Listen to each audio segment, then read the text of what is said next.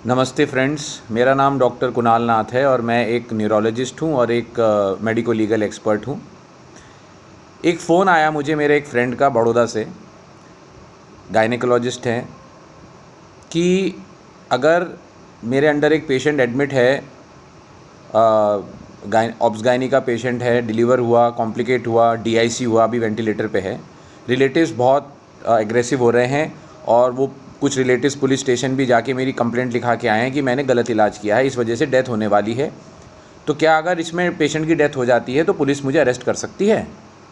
ये क्वेश्चन बहुत कॉमन दिमाग में आता है उन डॉक्टर्स के, खास करके जो क्रिटिकल पेशेंट्स हैंडल करते हैं, सर्जन्स जो पोस्ट ऑपरेटिव जब कॉम्प्लिकेशंस होती हैं, कि मरीज़ की डेथ के बाद अगर रिलेटिव्स मेडिकल नेग्लिजेंस का ब्लेम लगाते हैं तो क्या पुलिस आपको सीधा अरेस्ट कर सकती है, सीधा आपके ऊपर एफआईआर कर सकती है कि नहीं कर सकती? तो इसका आंसर है, कोई भी डेथ बाय मेडिकल नेग्लिजेंस में बिना मेडिकल बोर्ड बने, बिना मेडिकल बोर्ड की रिपोर्ट आए, police officer, investigating officer legally आपके अगेंस्ट 304A यानी डेथ बाय क्रिमिनल नेग्लिजेंस, जो कि अब 106 भारतीय न्याय संहिता हो गई है, इसके तहत आपके ऊपर एफआईआर नहीं कर सकता है। ये गाइडलाइन दी गई थी ऑनरेबल सुप्रीम कोर्ट में जेकब मैथ्यूज़ केस में, जब ऑनरेबल सुप्रीम कोर्ट ने कहा था कि death by medical criminal negligence के लिए मेडिकल बोर्ड ही ये बताएगा कि प्राइमा फेसाए इस जो भी केस था इसमें मेडिकल नेग्लिजेंस थी कि नहीं। तो इस क्वेश्चन का आंसर ये है कि अगर मान लीजिए आप कोई कॉम्प्लिकेटेड केस हैंडल कर रहे हैं और किसी वजह से पेशेंट की डेथ हो जाती है, रिलेटिव्स गुस्सा होते हैं और पुलिस कंप्लेंट करते हैं। पुलिस कंप्लेंट और एफआईआर में फ़र्क होता है।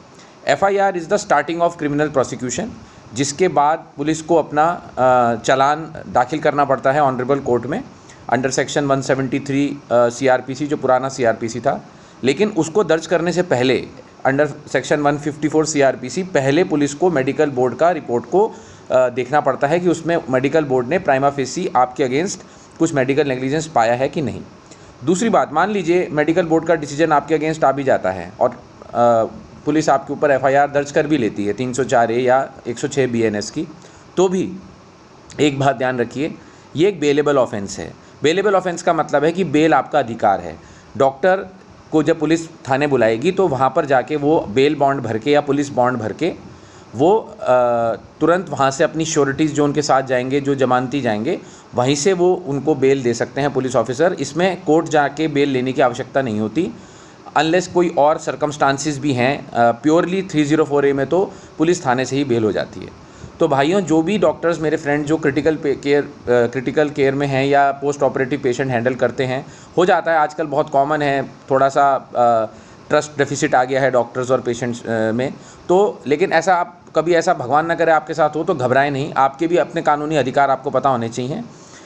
अगर आईओ ऐसा बोलते हैं कि भाई हम एफआईआर दर्ज करेंगे, तो आप एसएसपी साहब को भी बोल सकते हैं कि भाई पहले मेडिकल बोर्ड बनवाएं। मेडिकल बोर्ड बनेगा, वो यदि कुछ पाएगा तो डेफिनेटली फिर क्रिमिनल प्रोसेस स्टार्ट होगा और ये बेलेबल ऑफेंस है, इसमें लगभग आपको जेल नहीं जाना पड़ेगा। अब लेकिन ये जो मैंने आपको एडवाइस दी है, ये एक एकेडमिक एडवाइस है। हर किसी केस के फैक्ट्स डिफरेंट होते हैं, लॉज कई बार अलग तरीके से अप्लाई होता है। कभी भी ऐसा हो तो अपनी लीगल एक्सपर्ट की या लॉयर या एडवोकेट जो भी आपके हैं लीगल टीम में हैं, उनकी एडवाइस ज़रूर लें।